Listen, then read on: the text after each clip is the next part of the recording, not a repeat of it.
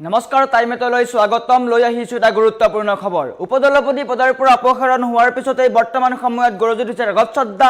আম আদমি পাৰ্টিক স্পষ্টকৈ কৈছে, সদনত জনতাৰ হৈ মাত মতাটোৱে মোৰ ভুল নেকি? যিসমূহ বিষয়ত কোনেও উত্থাপন নকৰে সেইসমূহ বিষয়ত মই উত্থাপন কৰাটো মোৰ অপৰাধ নেকি? পোনপটীয়াকৈ কৈছে, মোৰ নিৰৱতাক মোৰ পৰাজয় বুলি ভাবি নল'ব। মই জনতাৰ হৈ মাত মাতি যাম। মোৰ কণ্ঠ ৰোধ কৰিব নোৱাৰে যিসমূহ বিষয়ত কোনেও উত্থাপন নকৰে। জনতাৰ প্ৰতিটো বস্তু যিসমূহ বিষয়ত কোনেও উত্থাপন নকৰে সেইসমূহ বিষয় সদনত উত্থাপন কৰাটো মোৰ অপৰাধ নেকি? কিয় মোক অপসাৰণ কৰা হ'ল? পোনপটীয়াকৈ কৈছে আৰু জনতাক আশ্বাস দিছে যে মোৰ কণ্ঠ কেতিয়াও ৰোধ কৰিব নোৱাৰে। আম আদমিৰ হৈ আম আদমি লোকৰ হৈ মাত মতাটোৱে মোৰ ভুল নেকি বুলি প্ৰশ্ন উত্থাপন কৰিছে ৰাঘৱ চাড্ডাই। আৰু এই সন্দৰ্ভত ৰাঘৱ চাড্ডাই কি কৈছে লৈ অহাৰ চেষ্টা কৰিছো। জনাই আছো টাইমে বিগ ব্ৰেকিং এটা গুৰুত্বপূৰ্ণ খবৰ। উপদলপতি পদ হেৰুৱাই গৰজি উঠিছে ৰাঘৱ চাড্ডা। মোৰ কণ্ঠ ৰোধ কৰাৰ চেষ্টা কৰা হৈছে, মোৰ কণ্ঠ ৰোধ কৰাৰ চেষ্টা হৈছে, কিন্তু বৰ্তমান মোৰ কণ্ঠ ৰোধ কৰিব নোৱাৰে। মোৰ কণ্ঠ কোনেও ৰোধ কৰিব নোৱাৰে। স্পষ্টকৈ উল্লেখ কৰিছে, মই জনতাৰ কাৰণে মাত মাতি যাম। মই জনতাৰ প্ৰতিটো সমস্যাৰ কাৰণে মাত মাতি যাম। যিসমূহ বিষয়ত কোনেও কথা নকয় সেইসমূহ বিষয়ত মই কথা কৈছিলোঁ। মোৰ নিৰৱতাক পৰাজয় বুলি ভাবি নল'ব। উপদলপতি পদ যোৱাৰ পিছতে আম আদমি পাৰ্টিলৈ বাৰ্তা নেতাগৰাকীৰ। আম আদমি পাৰ্টিয়ে তেওঁক উপদলপতি পদৰ পৰা অপসাৰণ কৰিছে। প্ৰশ্ন কৰিছে, সদনত আম আদমিৰ হৈ কথা কোৱাটো অপৰাধ নেকি? সাধাৰণ জনতাৰ হৈ কথা কোৱাটো অপৰাধ নেকি? যি বিষয়ত কোনেও উত্থাপন নকৰে সেই বিষয়বোৰ মই উত্থাপন কৰোঁ। মই কিবা ভুল কৰিছোঁ নেকি বুলি প্ৰশ্ন উত্থাপন কৰিছে আৰু দেশৰ জনতা মোৰ লগত আছে বুলি উল্লেখ কৰিছে। উপদলপতি পদৰ পৰা অপসাৰণৰ পিছতে এতিয়া ৰাষ্ট্ৰীয় ৰাজনীতিত চাঞ্চল্যৰ সৃষ্টি হৈছে। ৰাঘৱ চাড্ডা যিগৰাকী নেতাই প্ৰতিটো বিষয়ত উত্থাপন কৰিছিলে সমস্যা, সেয়া লাগিলে টেলিকম কোম্পানীৰ পৰা আৰম্ভ কৰিয়েই হওক বা বেংকৰ ক্ষেত্ৰতেই হওক, প্ৰতিটো ক্ষেত্ৰতে সাধাৰণ জনতাৰ অৰ্থাৎ মধ্যবিত্ত লোকৰ সমস্যাসমূহ উত্থাপন কৰিছিলে, যাৰ ফলত সমগ্ৰ দেশতে উত্থাপন কৰা ৰাঘৱ চাড্ডাই উত্থাপন কৰা প্ৰতিটো বিষয় চৰ্চা হৈছিলে।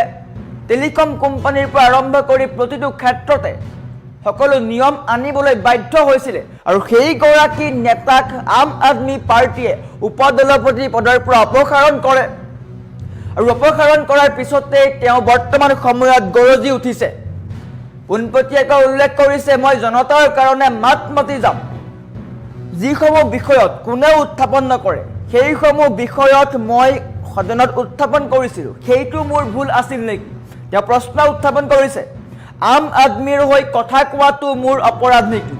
আম আদমিৰ হৈ মই সমস্যাসমূহ উত্থাপন কৰাটো মোৰ অপৰাধ হ'ব নেকি? যি বিষয়ত কোনেও উত্থাপন নকৰে সদনৰ মজিয়াত সেইসমূহ বিষয় কোনেও উত্থাপন নকৰে। সৰু সৰু বিষয়, মোবাইল নাম্বাৰৰ পৰা আৰম্ভ কৰি মোবাইলৰ ৰিচাৰ্জ পৰ্যন্ত, telecom company, bank balance, zero' বেলেঞ্চৰ পৰা আৰম্ভ কৰি সকলো ক্ষেত্ৰতে তেওঁ সমস্যাসমূহ উত্থাপন কৰিছিলে আৰু বৰ্তমান তেওঁ কৈছে এইসমূহ সমস্যা উত্থাপন কৰাটো মোৰ ভুল নেকি?